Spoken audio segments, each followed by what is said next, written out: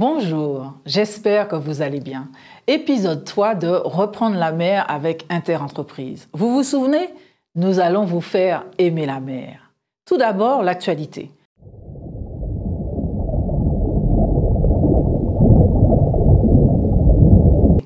Une très grosse actu est tombée le 11 avril dernier. Elle occupera toute notre rubrique. Par communiqué, la compagnie maritime française CMA-CGM a annoncé qu'à partir du 1er juin 2022, ces 566 navires qui naviguent dans le monde ne chargeront plus de déchets en plastique. Et pour que les choses soient effectives à partir de l'échéance, elle a arrêté de prendre les commandes de ces chargeurs spéciaux le 15 avril, soit 4 jours après la parution de son communiqué. CMA-CGM, numéro 1 mondial, opère sur 250 lignes maritimes du monde, dessert 420 ports sur 521, dont ceux de la Martinique, de la Guadeloupe, de la Guyane, de Saint-Martin, de Saint-Barth, mais aussi tous ceux de la Caraïbe. Ces porte-containers y chargent des déchets en plastique. La compagnie a expliqué cette décision de rupture par la volonté de son PDG, Rodolphe Saadé, de se conformer à son engagement pris lors du premier sommet de l'océan début février dernier, à savoir ne plus contribuer à la pollution des océans. C'est louable. Mais cette décision historique, première du genre sur une thématique aussi urgente, s'inscrit en fait dans une pièce en 3 actes. Le premier acte s'est joué en janvier 2021, quand la Chine a annoncé qu'elle fermait ses frontières aux déchets du monde. En effet, ce grand pays ne voulait plus être la poubelle d'une partie du monde en surconsommation. Un vent de panique a soufflé sur ces activités très lucratives, mais rapidement, les flux ont été réorientés vers d'autres pays, dont ceux d'Afrique. Là-bas aussi, ça commence à déborder. Second acte s'est également joué le même mois de janvier 2021 avec l'entrée en application de la Convention de Bâle signée en 2019 par 38 pays membres de l'OCDE, l'Organisation de coopération et de développement économique. En effet, depuis le 1er janvier 2021, seuls sont désormais exportés vers les pays extérieurs à l'OCDE des déchets dits propres et ou recyclables. Pour rappel, les pays de l'OCDE sont l'Allemagne, la France, l'Australie, l'Autriche, la Belgique, le Canada, le Chili, la Colombie, le Costa Rica, le Danemark, l'Espagne, les États-Unis, la Finlande, l'Estonie, la Grèce, le Japon, la Norvège, le Portugal, la Suède, la Suisse, etc. Beaucoup de pays occupant les premiers rangs du commerce mondial. Le troisième acte s'est tenu en octobre 2021 quand l'Union européenne a annoncé qu'elle veut limiter puis interdire l'exportation des déchets des pays membres hors de l'Union. Elle prépare d'ailleurs un paquet fiscal législatif en consultation en ce moment qui donnera corps à cette interdiction dont le premier effet sera de connaître la réalité des flux exportés par tous les pays membres de l'Union. Dans ces textes sont également posés les principes de sanctions importantes contre les contrevenants, dont les compagnies maritimes. C'est donc dans ce contexte que la compagnie CMA-CGM a annoncé sa décision qui est de nature à impacter véritablement le cours de ce business polluant. Ce type de position de rupture s'est déjà produit par le passé. Rappelez-vous, malgré l'abolition de l'esclavage par la loi, ce business a perduré et c'est quand les navires négriers ont été arraisonnés qu'il a véritablement décliné. Parce que, quand la logistique ne suit pas, le business, aussi lucratif soit-il, s'écroule. Le mouvement contre le transport des déchets en plastique est donc lancé et rien ne l'arrêtera. Quelles sont donc les conséquences pour les entreprises des Antilles, de la Guyane et plus largement de la Caraïbe, importatrices et exportatrices de plastique, et surtout, que devront faire ces territoires où des gisements de plastique s'accumulent déjà? Première action indispensable, arrêter le flux d'importation de ces matériaux qui ne s'autodétruisent pas et qui sont un vrai polluant, surtout pour des territoires insulaires. Comme la Corse qui, avant tout le monde, a interdit l'utilisation des sachets plastiques en bout de caisse et plus largement pour emballer les courses, mesure qui s'est aujourd'hui généralisée, il en va de la responsabilité des édilités des Antilles, de la Guyane et de la Caraïbe de poser des actes pour arrêter ces flux entrants de plastique qui désormais ne ressortent plus. Pour les élus, la première étape pourrait être l'application de taxes de plus en plus élevées. Le seul problème est que l'argent ne résout pas tout. Quant aux entreprises qui ont basé leur business sur ces importations et exportations, elles devront repenser leur modèle parce qu'à un terme plus ou moins long, les produits en plastique devront disparaître des rayons. Quant aux consommateurs, aux acheteurs, ils devront changer leurs habitudes, résister aux promotions qui risquent de devenir de plus en plus agressives pour écouler les stocks. Et puis, même si le plastique est appelé à disparaître, les usages demeureront.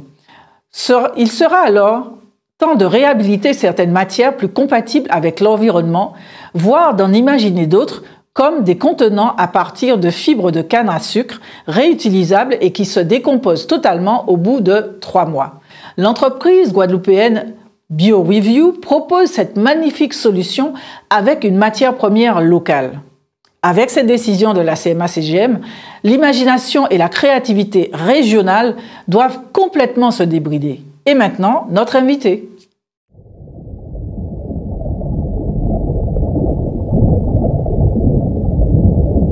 Bonjour, commandant Eric Eliès. Bonjour, Madame Florinon. Comment allez-vous? Je vais très bien. Écoutez, ravi de vous interviewer pour cette 3e édition de Reprendre la mer avec Interentreprises. Donc, vous êtes commandant à la Marine nationale, exactement à la base navale du Fort Saint-Louis à Fort-de-France en Martinique. Alors, en quoi consiste votre métier? Alors, tout d'abord, je vous remercie de m'avoir invité à participer à votre émission et me donner l'opportunité de parler de la marine et de ses missions aux Antilles. Alors, en tant que commandant de la base navale, je travaille sur le Fort Saint-Louis et la mission principale de la base navale, c'est d'accueillir les bateaux de la marine et de leur apporter tout ce dont ils ont besoin pour effectuer leur mission. Donc, on leur fournit une place à quai avec le gaz, l'eau, l'électricité, mais on fournit aussi des prestations de maintenance, de réparation navale et d'hébergement pour les marins qui vivent sur la base. Alors avant de rentrer dans la partie justement équipement de ce qu'il y a sur votre base navale, on va un peu partir au plus large. La France a posé sa stratégie maritime en septembre 2021. Et en quoi ça consiste? Quelles sont les grandes lignes? Qu'est-ce que ça veut dire pour la Marine nationale? Alors, les Assises de la mer en septembre 2021 ont confirmé l'importance fondamentale de la mer pour la France. Il faut savoir que la France possède le 2e espace maritime mondial. Donc la France a l'obligation, le devoir d'avoir une politique et une stratégie maritime à hauteur de ces enjeux. Donc elle couvre plusieurs domaines. Politique nationale, politique internationale, mais aussi des volets économiques, des volets environnementaux. Et pour la Marine nationale, qui est un acteur majeur de la politique maritime de la France, nous sommes présents sur tout ce qui a trait aux enjeux de souveraineté. Donc, Et comment ça se traduit dans la zone Antilles dans laquelle vous êtes? Alors, pour faire simple, dans la zone Antilles, on peut dire que cette stratégie se décline selon 3 axes. Protéger les populations, défendre les territoires et puis défendre aussi les intérêts. Alors pour parler de manière un petit peu plus concrète, quand on parle de protéger les populations, la première mission des forces armées aux Antilles, puisque la marine n'est qu'une des composantes des forces armées aux Antilles, c'est d'être en mesure d'apporter en permanence de l'aide aux populations si jamais elles en avaient besoin. Le risque majeur dans la zone Caraïbe, c'est bien évidemment le risque, tous les risques liés aux catastrophes naturelles, le risque cyclonique, mais également le risque sismique. Et on se tient prêt à intervenir en permanence. Donc première action. Voilà. Mais il y a d'autres enjeux aussi dans la protection des populations. Par exemple, pendant la crise sanitaire du Covid, les moyens de la Marine nationale ont été mis en œuvre pour faire du transport de personnes, du transport aussi de fret. Et par exemple, quand l'hôpital, le CHU, a eu besoin d'oxygène médical, c'est un bateau de la Marine nationale qui est parti ramener en Martinique des isotankers d'oxygène médical pour assurer le fonctionnement du CHU. Et le dernier volet peut-être emblématique un petit peu de la protection des populations, c'est la lutte contre les trafics illicites, parce que ces trafics illicites engendrent de la criminalité, engendrent aussi des problèmes. Enfin, c'est un fléau social et de santé publique. Donc la marine est un acteur aussi de la lutte contre le trafic illicite et notamment contre les narcotrafics. Bon, bien évidemment, ça se fait dans un cadre plus large, dans un cadre interministériel avec d'autres services de l'État, mais la marine est un acteur majeur. Concernant la protection des territoires, bon, bien évidemment, il y a les enjeux militaires. Donc la marine assure une posture permanente de sécurité des approches maritimes au niveau de la zone des Antilles. Mais on peut aussi inclure la protection des espaces maritimes avec un enjeu environnemental. La marine contribue aussi à la protection de l'environnement marin. Et par exemple, si jamais il y avait une pollution maritime, une nappe d'hydrocarbures... On n'espère pas. Je n'espère pas non plus, mais on se tient prêt à faire face si jamais par malheur ça devait se produire. Et ce seraient des moyens de la marine nationale, et notamment des moyens de la base navale, puisque la base navale capitalise aussi les expertises et les savoir-faire dans le domaine, qui seraient mis en œuvre pour lutter contre une pollution maritime. Et donc votre troisième action ? Défendre les intérêts, alors là c'est un peu plus global, un peu plus générique, mais c'est contribuer à valoriser, à faire rayonner la France et les Antilles dans toute la zone Caraïbe. Donc ça a plusieurs enjeux. Un enjeu aussi de coopération internationale.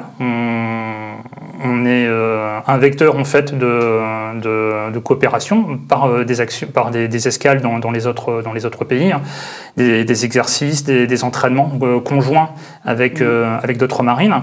Donc l'idée c'est d'apprendre à travailler ensemble pour être plus efficace, mais c'est aussi défendre les intérêts économiques de tous les acteurs de la zone Antilles-Guyane. Par exemple, la lutte contre la pêche illégale dans les eaux françaises, elle est faite par des moyens. Alors, en partie, hein, il n'y a pas que nous, mais elle est faite aussi en grande partie par des moyens de la Marine nationale. C'est évident notamment en Guyane, où il y a beaucoup de pêche illégale dans les eaux guyanaises. Là, ce sont des patrouilleurs de la Marine nationale qui agissent. En Martinique et en Guadeloupe, il y a également des actions qui sont menées par des bateaux de la Marine pour lutter contre la pêche illégale et dans les eaux. Alors, est-ce que, je reviens à ces stratégies maritimes posées aux assises de la mer, est-ce que ça implique que la marine recherche du monde, c'est-à-dire qu'il y a des besoins en termes de métier? Oui. Oui, alors ça, c'est pas forcément lié à la stratégie maritime de la France. C'est en fait une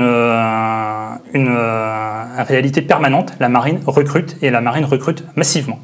On dans quel type de métier? Des hommes et des femmes dans tous les types de métiers, puisqu'en fait la marine c'est pas simplement des bateaux. La marine c'est évidemment des bateaux, mais aussi des sous-marins, des avions, des hélicoptères, des forces terrestres, fusiliers marins commandos, des états-majors et des services à terre.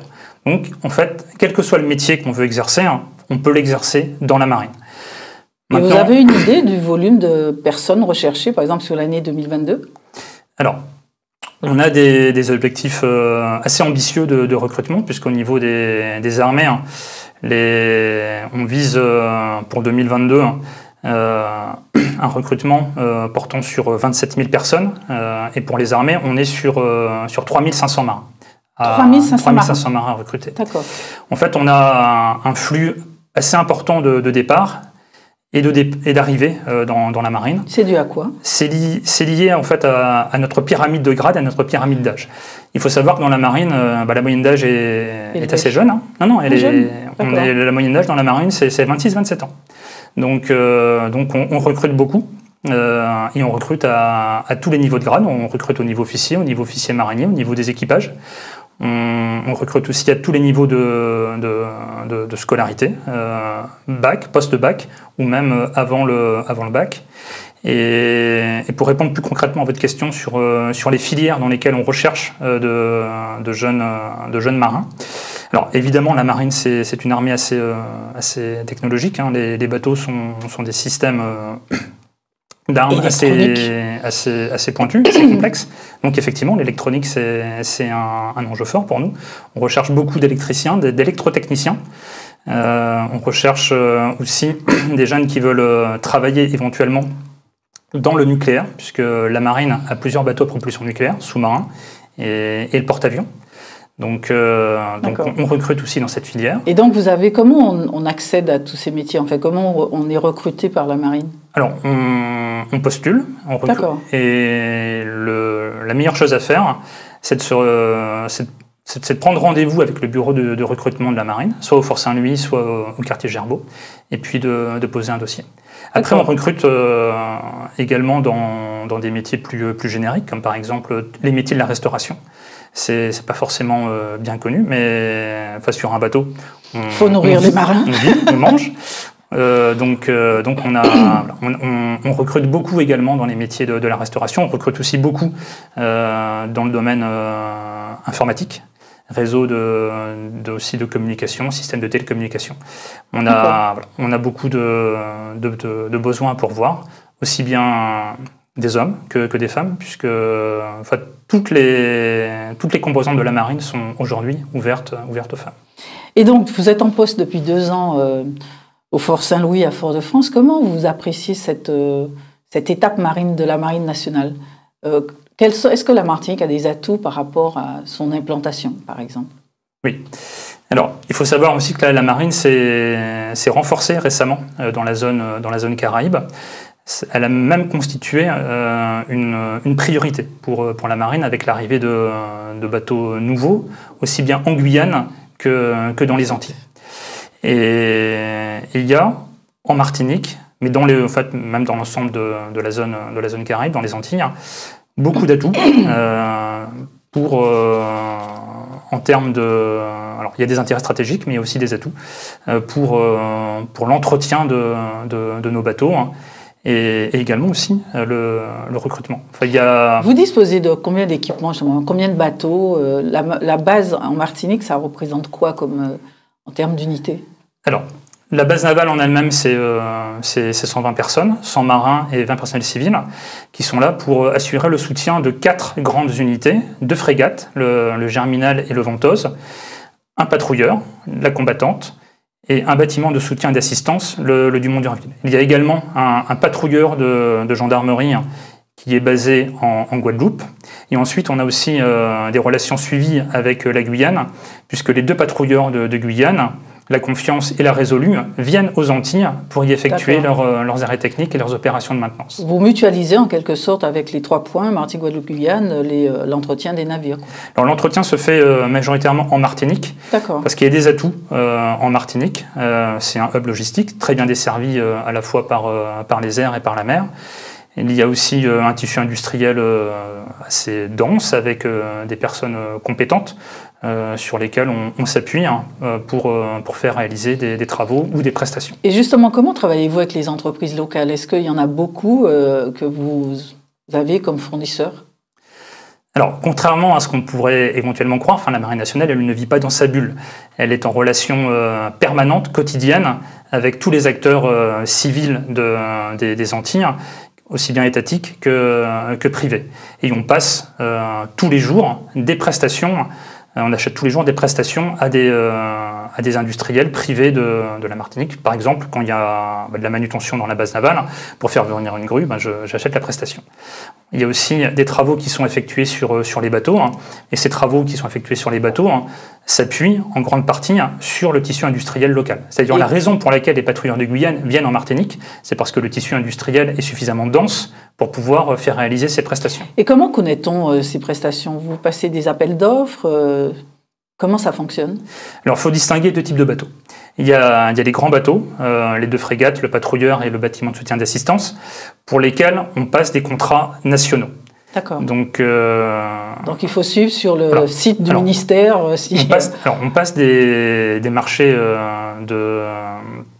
c'est le service de soutien de la flotte qui est la maîtrise d'ouvrage qui est en charge de passer ces marchés et qui les passe pour l'ensemble des Outre-mer. D'accord. Et ensuite, les industriels locaux dans les différents Outre-mer vont travailler en sous-traitance. D'accord. On le fait parce qu'en fait, ce qu'on veut, c'est avoir des industriels qui soient capables d'intervenir sur l'ensemble des bases navales en Outre-mer, aussi bien à Tahiti qu'en Martinique, qu'à La Réunion ou en Nouvelle-Calédonie. D'accord. Mais ensuite, ces industriels qui ont besoin de relais locaux. Des grands industriels comme Naval Group, comme CNN MCO, comme d'autres, vont s'appuyer sur l'industrie locale. Et vous trouvez vous le disiez tout à l'heure, qu'il y a un tissu industriel local qui est dense, mais est-ce qu'il devrait, selon vous, à votre observation, être encore amélioré sur certains points, renforcé Vous avez travaillé pendant 2 ans, donc vous avez vu des trucs. Oui, alors j'ai vu des trucs, mais j'ai vu des choses qui, quelque part, me font dire qu'il y a tout en Martinique pour que tout fonctionne de manière fluide, aisée et malheureusement, effectivement, il y a des choses qui je pense, sont perfectibles. Et je pense notamment à l'intérêt évident que représente le bassin de Radoub. Le bassin de Radoub, c'est un atout merveilleux pour la Martinique, pour faire travailler l'industrie locale. Il n'existe pas, par exemple, de bassin en Nouvelle-Calédonie ou à La Réunion.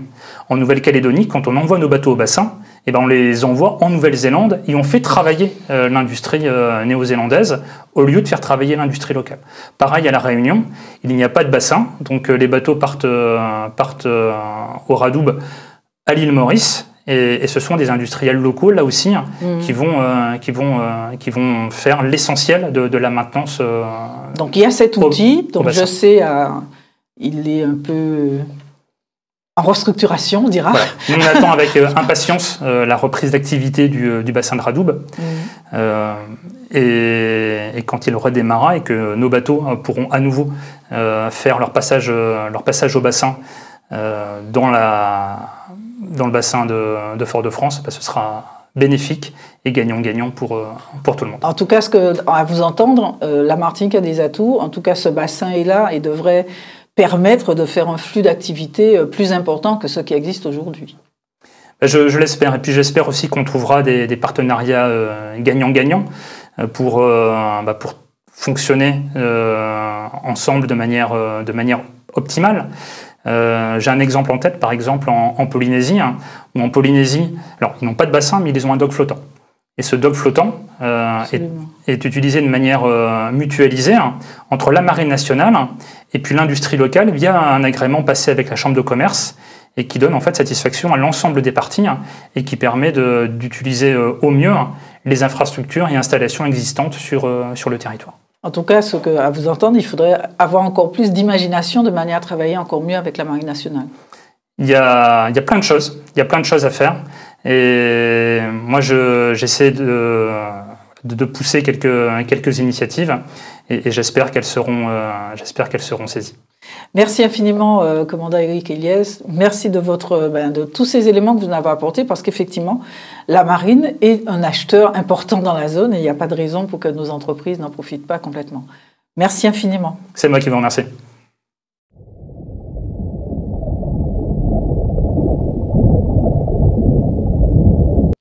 Maintenant, place au métier de la mer. Aujourd'hui, plongez dans les moteurs avec Romario, un passionné. Bonjour, je suis le quartier-maître Romario, j'ai 23 ans. J'occupe le poste de mécanicien naval au sein de la Marine nationale. Le début de mon cursus a commencé avec une préparation militaire à Paris à l'âge de 16 ans. Ensuite, j'ai intégré une école de bac pro en partenariat à l'armée qui m'accompagnait jusqu'au bac et a ensuite me proposé un contrat à l'issue de mon bac. Cette fonction, c'est déjà avoir de la responsabilité d'avoir un moteur à sa charge et pouvoir le livrer en temps réel et dans les bonnes conditions. Et en plus de ça, on va dire, je suis quelqu'un qui était passionné déjà depuis la naissance, tout ce qui concerne la mécanique en général. C'est pour ça d'ailleurs que j'en ai fait mon cursus en bac pro. Moi, je suis quelqu'un, je peux pas, on va dire, j'ai 23 ans. Je ne peux pas travailler et me disant que qu'est-ce que je fais là ou je suis pas intéressé. Il faut tout le temps faire ce qu'on aime et ce qu'on pense être bien pour nous. Dans la mécanique, on apprend toujours. Personne n'est parfait. Et vu l'âge que j'ai, je me dis que j'ai encore du chemin à parcourir pour arriver là où mes supérieurs ils en sont actuellement. Au sein de cette armée-là, on a beaucoup de postes à pourvoir et tout le monde peut trouver son bonheur, comme moi à l'heure actuelle, alors qu'au début, personne ne croyait que j'allais faire ce que je fais aujourd'hui. Dans mon métier, il faut toujours intégrer l'informatique parce que c'est le futur et que maintenant tout est automatisé. Ce que je veux dire aux jeunes qui veulent s'engager, c'est ayez le courage et notre porte est très ouverte pour réussir.